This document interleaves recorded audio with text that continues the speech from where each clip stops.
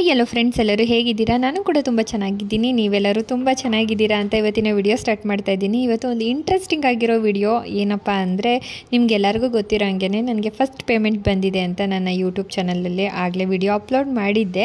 ಅದರಲ್ಲಿ ನಾನು ಒಂದು ಹೇಳಿದ್ದೆ, ಫಸ್ಟ್ ಟೈಮ್ ನನಗೆ ಪೇಮೆಂಟ್ ಬಂದರೆ ಏನಾನ ಒಂದು ಹೆಲ್ಪ್ ಮಾಡಬೇಕು ಅಂದ್ಕೊಂಡಿದ್ದೀನಿ ಅಂತ. ಬಟ್ ನಾನಂತ ದೊಡ್ಡ ಹೆಲ್ಪ್ ಮಾಡೋ ಅಷ್ಟೇನು ಬಂದಿಲ್ಲ ಪೇಮೆಂಟು. ನನಗೆ ಬಂದಿರೋದ್ರಲ್ಲಿ ನನಗೆ ಚಿಕ್ಕ ಅಮೌಂಟಲ್ಲಿ ನಾನು ಒಂದು 4 ಜನಕ್ಕೆ ಊಟ ಹಾಕೋಣ ಅಂತ ಅಂದ್ಕೊಂಡಿದ್ದೆ ಅಂತ ನಿಮ್ಗೆ ಹೇಳಿದೆ. ಅದರಲ್ಲೂ 4 ಜನಕ್ಕೆ ಅಂದರೆ ಯಾರ್ಯಾರಿಗೂ ಅಲ್ಲ, ಸ್ವಲ್ಪ ಕಷ್ಟದಲ್ಲಿರೋರಿಗೆ ಆ ಥರದ್ರಲ್ಲಿ ಊಟ ಹಾಕೋಣ ಅಂತ ಅಂದ್ಕೊಂಡಿದ್ದೆ. ಅದಕ್ಕೋಸ್ಕರ ಇವತ್ತು ಭಾನುವಾರ ಆಗಿರೋದ್ರಿಂದ ಇದನ್ನು ಮಾಡೋಣ ಅಂದ್ಕೊಂಡಿದ್ದೆ ಇವತ್ತು. ಯಾಕಂದರೆ ಮಕ್ಕಳಿಗೆಲ್ಲ ರಜೆ ಇರುತ್ತೆ. ರಜೆ ಇರೋ ದಿನ ಈ ಥರ ಒಂದು ಯಾವುದನ್ನ ಒಂದು ಕೆಲಸ ಇಟ್ಕೊಂಡ್ರೆ ಈಸಿ ಆಗುತ್ತೆ. ಇನ್ನು ಅವ್ರು ಸ್ಕೂಲ್ ಇರೋ ಟೈಮಲ್ಲಂತೂ ಖಂಡಿತವಾಗ್ಲೂ ಆಗಲ್ಲ. ಅದಕ್ಕೆ ಅಂದ್ಬಿಟ್ಟು ಬೆಳಿಗ್ಗೆನೇ ನನ್ನ ಹಸ್ಬೆಂಡ್ ಕೈಯಲ್ಲಿ ಏನೇನು ಬೇಕು ಅಂತ ಎಲ್ಲನೂ ಬೆಳಗ್ಗೆನೇ ತರಿಸ್ಕೊಂಡಿದ್ದೀನಿ. ಈಗ ನನಗೆ ಹೆಲ್ಪ್ ಮಾಡೋದಕ್ಕೆ ನಮ್ಮ ಮನೆಗೆ ಮಾಮೂಲಿ ಬರ್ತಾರಲ್ಲ, ಅವ್ರನ್ನೂ ಹೇಳಿದ್ದೆ ಈ ಥರ ಮಾಡಬೇಕು ಬನ್ನಿ ಅಂದ್ಬಿಟ್ಟು. ಅದಕ್ಕೋಸ್ಕರ ನನಗೆ ಹೆಲ್ಪ್ ಮಾಡೋದಕ್ಕೆ ಬಂದರು. ಇನ್ನು ಆಂಟಿ ಕೂಡ ಇದ್ದರು. ಇನ್ನು ಚಿಕನ್ ಎಲ್ಲ ತೊಳ್ಕೊಡ್ಬೇಕಾಗಿತ್ತು. ನಾನು ಏನಾನ ಮಾಡೋಣ ಅಂದ್ಕೊಂಡ್ರೆ ವೆಜ್ ಎಲ್ಲ ಇಷ್ಟ ಆಗಲಿಲ್ಲ ನನಗೆ. ಯಾವಾಗಲೂ ಎಲ್ಲರೂ ವೆಜ್ ತಿಂತಾನೆ ಇರ್ತಾರೆ. ಅದಕ್ಕೋಸ್ಕರ ಡಿಫ್ರೆಂಟಾಗಿ ನಾನ್ ವೆಜ್ ಮಾಡೋಣ ಅಂದ್ಬಿಟ್ಟು ಮಾಡಿದ್ದೆ. ಮತ್ತು ಇನ್ನೊಂದು ಏನಪ್ಪ ಅಂದರೆ, ಇದು ಯಾರೂ ತೋರಿಸ್ಕೊಳ್ಳಿಕ್ಕೆ ಮಾಡ್ತಾವ್ರೆ ಅಂತ ಅಂದ್ಕೊಳಕ್ಕೆ ಹೋಗಬೇಡಿ. ಬಟ್ ನಾನು ಯಾವ ಥರ ಮಾಡ್ತೀನಿ ಅಂತ ಮಾತ್ರ ತೋರಿಸ್ತೀನಿ. ನಾನು ಇದನ್ನು ಯಾರಿಗೆ ಕೊಡ್ತೀನಿ, ಎಲ್ಲಕ್ಕೆ ಕೊಡ್ತೀನಿ ಅಂತ ಮಾತ್ರ ನಾನು ಹೇಳೋಕ್ಕೆ ಹೋಗಲ್ಲ. ಈ ಥರ ಎಲ್ಲ ಹೇಳೋದ್ರಿಂದ ಅವ್ರಿಗೂ ಮುಜುಗರ ಆಗುತ್ತೆ, ನನಗೂ ಅಷ್ಟು ಇಷ್ಟ ಆಗಲ್ಲ, ಅವ್ರಿಗೆ ಕಂಫರ್ಟ್ ಇರಲ್ಲ. ಮತ್ತು ಕೊಟ್ಟು ತೋರಿಸ್ಕೊಳ್ತಾವ್ರೆ ಅನ್ನೋದು ಬೇಡ. ಅದನ್ನೆಲ್ಲ ನಾನು ಮಾಡ್ತಾಯಿದ್ದೀನಿ, ಇದನ್ನು ನಾನು ಕೊಡ್ತೀನಿ ಅಂತ ನಿಮಗೆ ಹೇಳ್ಬೇಕಾಗಿತ್ತು. ಇಲ್ಲಾಂದರೆ ಇದನ್ನು ನಾನು ಈ ಥರ ಯೂಟ್ಯೂಬ್ ಇಲ್ಲ ಅಂದಿದ್ರೆ ನಿಮಗೆ ಹೇಳೋ ಅವಶ್ಯಕತೆಯೂ ಇರ್ತಾ ಇರಲಿಲ್ಲ. ಯಾಕಂದರೆ ಈ ದುಡ್ಡು ನಿಮ್ಮಿಂದ ಬಂದಿರೋ ಕಾರಣಕ್ಕೆ ನಿಮಗೆ ಒಂದನ್ನು ಕ್ಲೂ ಕೊಡಲೇಬೇಕಾಗಿತ್ತು ನಾನು. ಅದಕ್ಕೋಸ್ಕರ ಆದರೆ ಇದನ್ನು ಮಾಡೋದು ಮತ್ತು ಪ್ಯಾಕಿಂಗ್ ಮಾತ್ರ ತೋರಿಸ್ತೀನಿ. ಎಲ್ಲಕ್ಕೆ ಕೊಡ್ತೀನಿ, ಯಾರಿಗೆ ಕೊಡ್ತೀನಿ ಅಂತ ಮಾತ್ರ ಹೇಳಲಿಕ್ಕೆ ಹೋಗಲ್ಲ, ಬೇಜಾರು ಮಾಡ್ಕೊಬೇಡಿ. ಓಕೆ, ಈಗ ಏನೇನು ಬೇಕು ಅಂತ ನೋಡ್ಕೊಳ್ಳೋಣ. ಬಿರಿಯಾನಿಗೆ ಫಸ್ಟು ನಾನು ಈರುಳ್ಳಿ ಪೇಸ್ಟು, ಟೊಮೆಟೊ ಪೇಸ್ಟು ಎಲ್ಲನೂ ಪೇಸ್ಟ್ ಹಾಕಿಯೇ ಮಾಡ್ತಾಯಿದ್ದೀನಿ ಈ ಸಲ. ಬಟ್ ಒಂದೇ ಒಂದು ಮಿಸ್ಟೇಕ್ ಆಗೋಯ್ತು. ಏನಪ್ಪ ಅಂದರೆ ಅದು ಮುಂದೆ ಹೇಳ್ತಾ ಹೋಗ್ತೀನಿ. ಇನ್ನು ಪುದೀನ, ಕೊತ್ತಂಬರಿ ಎಲ್ಲ ಆಂಟಿ ಬಿಡಿಸ್ಕೊಡ್ತಾ ಇದ್ದಾರೆ. ಇನ್ನು ಬೆಳ್ಳುಳ್ಳಿ ಎಲ್ಲ ನಾನು ಪೇಸ್ಟ್ ಮಾಡ್ಕೊಳ್ಳೋಕ್ಕೆ ಬೆಳ್ಳುಳ್ಳಿ, ಶುಂಠಿ ಎಲ್ಲ ರೆಡಿ ಮಾಡ್ಕೊಳ್ತಾ ಇದ್ದೀನಿ. ತುಂಬ ಚೆನ್ನಾಗಿ ಬಿರಿಯಾನಿ ಬಂದಿತ್ತು. ಅದಕ್ಕೆಲ್ಲ ಒಂದು ಕಡೆ ಯಾವುದು ಮಿಸ್ಟೇಕ್ ಆಯಿತು ಅಂದರೆ, ನೀರು ಫಸ್ಟ್ ಹಾಕಿ ಕುದಿಸ್ಕೊಳ್ಬೇಕಾಗಿತ್ತು. ಬಟ್ ಅಕ್ಕಿ ಹಾಕ್ಬಿಟ್ಟೆ, ಹೆಂಗೋ ಅಡ್ಜಸ್ಟ್ ಮಾಡಿ ಒಂದು ಲೆವೆಲಿಗೆ ಮಾಡಿದ್ದೀನಿ. ಯಾಕಂದರೆ ಅಷ್ಟು ಅಡುಗೆ ಇದೆ ಫಸ್ಟ್ ಟೈಮ್, ಅಂದರೆ ಅಷ್ಟು ಕ್ವಾಂಟಿಟಿ ಮಾಡಿರೋದು ಇದೆ ಫಸ್ಟ್ ಟೈಮ್ ಅಲ್ವಾ. ಸ್ವಲ್ಪ ಮಿಸ್ಟೇಕ್ ಆಯಿತು. ಬಟ್ ಟೇಸ್ಟ್ ಓಕೆ, ಚೆನ್ನಾಗಿತ್ತು. ಎಲ್ಲರೂ ಹೇಳಿದ್ರು ಟೇಸ್ಟ್ ಚೆನ್ನಾಗಿದೆ ಅಂದ್ಬಿಟ್ಟು.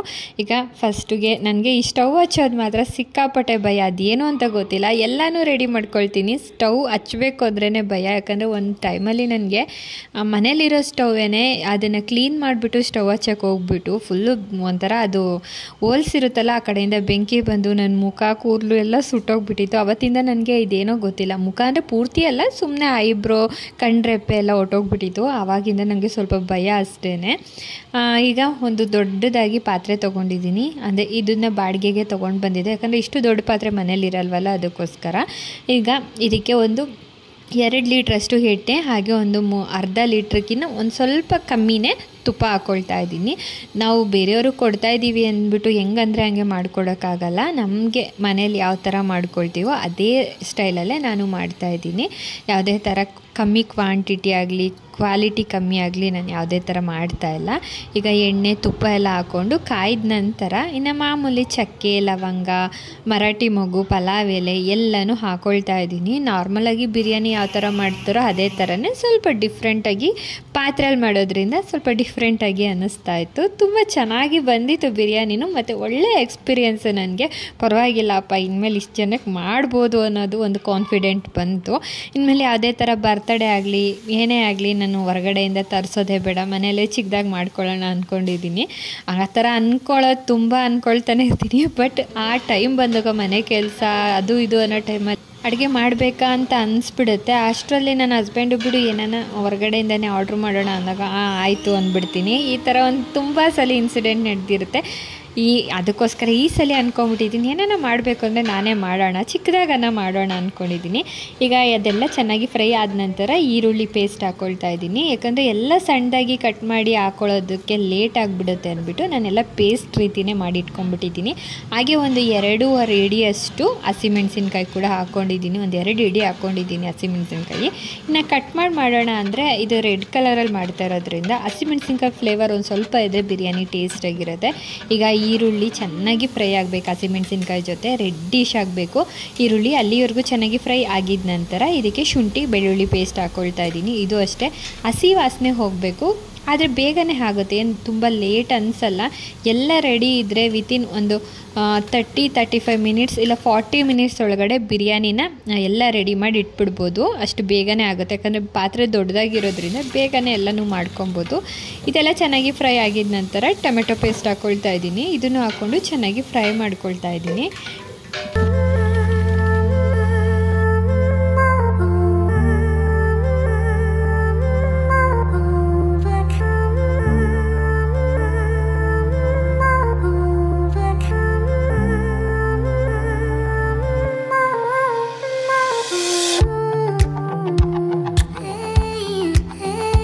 ಈಗ ಚಿಕನ್ ಹಾಕ್ಕೊಂಡು ಕ್ಲೀನಾಗಿ ಮಿಕ್ಸ್ ಮಾಡ್ಕೊಳ್ತಾ ಇದ್ದೀನಿ. ಆದರೆ ಮಿಕ್ಸ್ ಮಾಡೋಕ್ಕೆ ತುಂಬ ಕಷ್ಟ ಆಗ್ತಾಯಿತ್ತು, ಬರ್ತಾ ಇರಲಿಲ್ಲ ನನಗೆ, ತುಂಬ ಕಷ್ಟಪಟ್ಟು ಎಳಿತಾ ಇದ್ದೆ. ಹಾಗೂ ಈಗ ಕ್ಲೀನಾಗಿ ಮಿಕ್ಸ್ ಮಾಡಿಕೊಂಡು ರುಚಿಗೆ ತಕ್ಕಷ್ಟು ಉಪ್ಪು ಹಾಕ್ಕೊಳ್ತಾ ಇದ್ದೀನಿ. ಚಿಕನ್ಗೆ ಮಸಾಲೆಗೆ ಮಾತ್ರ ರುಚಿಗೆ ಎಷ್ಟು ಬೇಕೋ ಅಷ್ಟು ಉಪ್ಪು ಹಾಕ್ಕೊಂಡು ಆಗ ನಂತರ ಅರಿಶಿನ ಪುಡಿ ಹಾಕ್ಕೊಂಡು ಕ್ಲೀನಾಗಿ ಇದು ಮಿಕ್ಸ್ ಆಗಬೇಕು. ಚಿಕನ್ ಚೆನ್ನಾಗಿ ಬೇಯಬೇಕು, ಅಲ್ಲಿವರೆಗೂ ಮಸಾಲೆಯಲ್ಲಿ ಚೆನ್ನಾಗಿ ಫ್ರೈ ಮಾಡ್ಕೊಳ್ಬೇಕಾಗುತ್ತೆ. ಆನಂತರ ಇದಕ್ಕೆ ಅಚ್ಕಾರದ ಪುಡಿ, ಧನಿಯಾ ಪುಡಿ, ಗರಂ ಮಸಾಲ, ಚಿಕನ್ ಮಸಾಲ ಇಷ್ಟು ಹಾಕ್ಕೊಂಡಿದ್ದೀನಿ.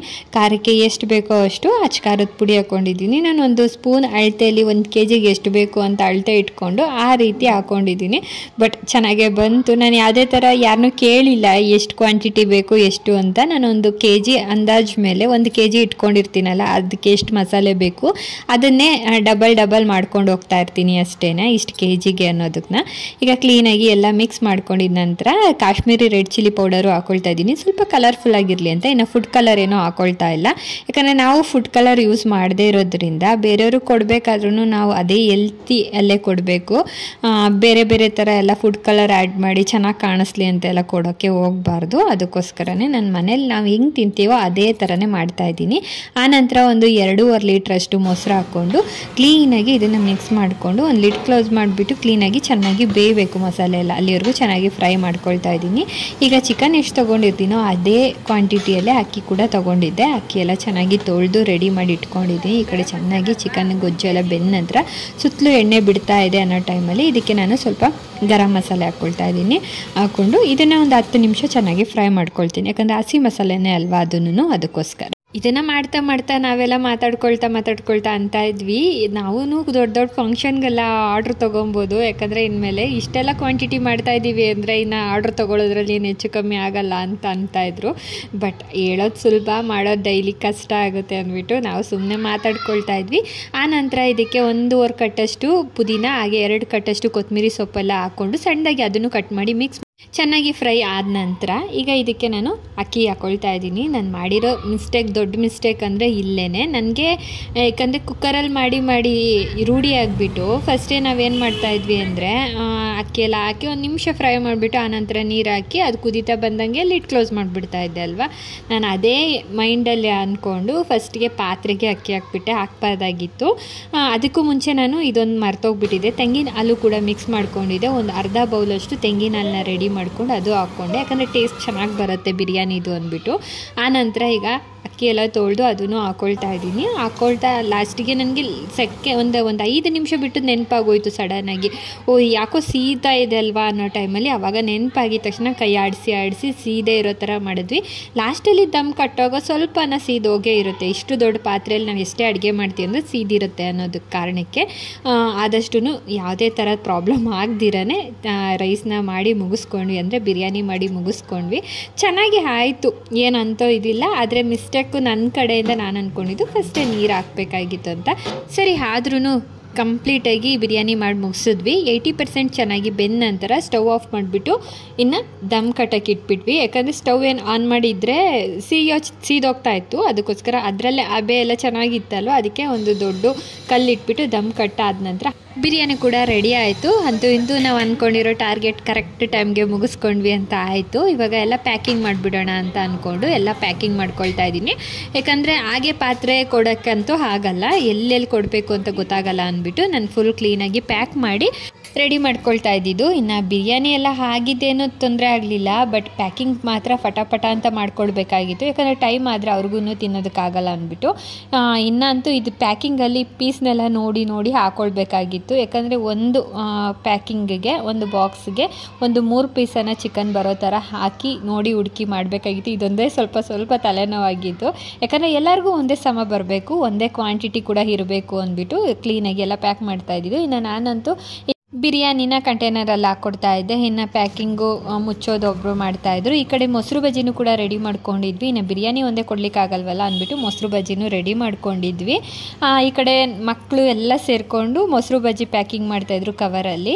ಇಲ್ಲಿ ಟೋಟಲ್ ಆಗಿ 90 ಪ್ಯಾಕೆಟ್ ರೆಡಿ ಆಗಿತ್ತು, 90 ಬಿರಿಯಾನಿ ಪ್ಯಾಕೆಟ್ ರೆಡಿ ಆಗಿತ್ತು. ಅದನ್ನು ದೊಡ್ಡ ಕವರಲ್ಲಿ ತಗೊಂಡು ಬಂದುಬಿಟ್ಟು 45 ಬಾಕ್ಸ್ ಬರೋ ಥರ ಒಂದೊಂದು ಕವರಲ್ಲಿ ಇಟ್ಟಿದ್ದಾಯಿತು. ಹಾಗೆ ಮೊಸರು ಬಜ್ಜಿ ಕೂಡ ಅಷ್ಟೇ ಒಂದು ಕವರಲ್ಲಿ ಹಾಕಿ ಕೊಟ್ಟಿದ್ದಾಯಿತು. ತುಂಬ ಖುಷಿ ಆಯಿತು. ಮಾಡಬೇಕಾದ್ರೆ ಸ್ವಲ್ಪ ಭಯ ಆಯಿತು, ಮತ್ತು ಯಾವ ಥರ ಬರುತ್ತೋ ಅನ್ನೋ ಥರ ಎಲ್ಲ ಟೆನ್ಷನ್ ಆಗಿತ್ತು. ಬಟ್ ಲಾಸ್ಟಲ್ಲಿ ಚೆನ್ನಾಗೇ ಬಂತು. ಈಗ ಫುಲ್ ಪ್ಯಾಕಿಂಗ್ ಎಲ್ಲ ಆಗಿ ಅದನ್ನು ಕಳಿಸ್ಬೇಕಾದ್ರೆ ಒಂದು ಖುಷಿ ಆಯಿತು ನೋಡಿ. ಅದನ್ನು ಹೇಳಲಿಕ್ಕೆ ಆಗ್ತಾಯಿಲ್ಲ, ಅಷ್ಟು ಖುಷಿ ಆಯಿತು. ಇದೆಲ್ಲ ಆದಮೇಲೆ ಇನ್ನು ಮನೆ ಕ್ಲೀನಿಂಗು, ಇನ್ನು ಹೊರಗಡೆ ಎಲ್ಲ ಕ್ಲೀನ್ ಮಾಡ್ಕೊಳ್ಳೋದು ಇದ್ದಾಯಿತು. ಯಾಕಂದರೆ ಬೆಳಗ್ಗೆ ಎಲ್ಲ ಮಾಡಿದ್ವಿ ಮನೆ ಕ್ಲೀನಿಂಗು, ಹೊರಗಡೆ ಏನು ಮಾಡ್ಕೊಳ್ಳಿಕ್ಕೆ ಹೋಗಲಿಲ್ಲ. ಈ ಥರ ಗಲೀಜಾಗುತ್ತೆ ಅಂತ ಗೊತ್ತಿತ್ತಲ್ಲ, ಅದಕ್ಕೋಸ್ಕರ ಇದೆಲ್ಲ ಮಾಡಿ. ಪಾಪ ಮಕ್ಕಳೆಲ್ಲ ಸ್ವಲ್ಪ ಹೆಲ್ಪ್ ಮಾಡಿಕೊಟ್ಟಿದ್ರಲ್ಲ, ಅವ್ರಿಗೆ ಏನನ್ನ ಕೊಡಿಸ್ತೀನಿ ಅಂತ ಕೂಡ ಹೇಳಿದ್ದೆ. ಅದಕ್ಕೋಸ್ಕರ ಸಂಜೆ ಮೇಲೆ ಒಂದು ಚಿಕ್ಕದಾಗಿ ಅವ್ರಿಗೂ ಏನನ್ನ ಕೊಡಿಸೋಣ ಅಂತ ಎಲ್ಲ ರೆಡಿ ಮಾಡಿಕೊಂಡು ಮಾತಾಡ್ಕೊಂಡಿದ್ವಿ. ಈಗ ಫುಲ್ ಎಲ್ಲ ತೊಗೊಂಡೋಗಿ ಮಕ್ಕಳು ಕೂಡ ಆಟೋದಲ್ಲಿ ಇಟ್ಕೊಡ್ತಾ ಇದ್ದಾರೆ. ಅವ್ರು ಬಂದರು, ನಾನು ಹೇಳಿರೋರಿಗೆ ಅವ್ರು ಬಂದು ಎಲ್ಲ ತೊಗೊಂಡು ಹೋದರು. ಓಕೆ ಫ್ರೆಂಡ್ಸ್, ಈ ವಿಡಿಯೋ ನಿಮಗೆ ಹೇಗೆ ಅನ್ನಿಸ್ತು ಅಂತ ಕಾಮೆಂಟ್ ಮಾಡಿ. ಇದು ಯಾವುದೇ ಥರ ತೋರಿಕೆಗೆ ಮಾಡಿಲ್ಲ. ತುಂಬ ಜನ ಅನ್ಕೊಬೋದು ತೋರಿಕೆಗೆ ಅಂತ. ಯಾಕಂದರೆ ನಾನು ಯೂಟ್ಯೂಬರ್ ಆಗಿರೋದ್ರಿಂದ ನನ್ನ ಕರ್ತವ್ಯ ನಾನು ನಿಮಗೆ ಹೇಳಲೇಬೇಕು. ಯಾಕಂದರೆ ನಿಮ್ಗೆ ಹೇಳಿದ್ದೆ ನಾನು ಇದರಲ್ಲೊಂದು ಚಿಕ್ಕದಾಗಿ ಹೆಲ್ಪ್ ಮಾಡ್ತೀನಿ ಅಂದ್ಬಿಟ್ಟು. ಅದಕ್ಕೋಸ್ಕರ ಇವತ್ತು ಮಕ್ಕಳು ಪಿಜ್ಜಾ ಕೂಡ ಕೇಳಿದರು. ಬಟ್ ಇವತ್ತು ಬಿರಿಯಾನಿ ಮಾಡಿರೋದ್ರಿಂದ ಪಿಜ್ಜಾ ತಿಂದರೆ ಜೀವನ ಆಗಲ್ಲ ಬೇಗ ಅಂದ್ಬಿಟ್ಟು ಈಗ ಟ್ರೆಂಡ್ ಆಗಿರೋ ಸ್ಪ್ರಿಂಗ್ ಪೊಟ್ಯಾಟೋನ ತರಿಸ್ಕೊಟ್ಟೆ. ತುಂಬ ಖುಷಿಯಿಂದ ತಿಂದರು. ಓಕೆ ಫ್ರೆಂಡ್ಸ್, ಈ ವಿಡಿಯೋ ನಿಮಗೆ ಇಷ್ಟ ಆಗಿದೆ ಅಂತ ತಿಳ್ಕೊಳ್ತೀನಿ. ಇಷ್ಟ ಆದರೆ ಪ್ಲೀಸ್ ಒಂದು ಲೈಕ್ ಮಾಡಿ, ಹೊಸಬ್ರಾಗಿದ್ದರೆ ಸಬ್ಸ್ಕ್ರೈಬ್ ಮಾಡ್ಕೊಳ್ಳಿ ಅಂತ ಹೇಳ್ತಾ ಮತ್ತೆ ಇನ್ನೊಂದು ಹೊಸ ವ್ಲಾಗಲ್ಲಿ ಸಿಗ್ತೀನಿ. ಎಲ್ಲರಿಗೂ ಟೇಕ್ ಕೇರ್, ಬಾಯ್.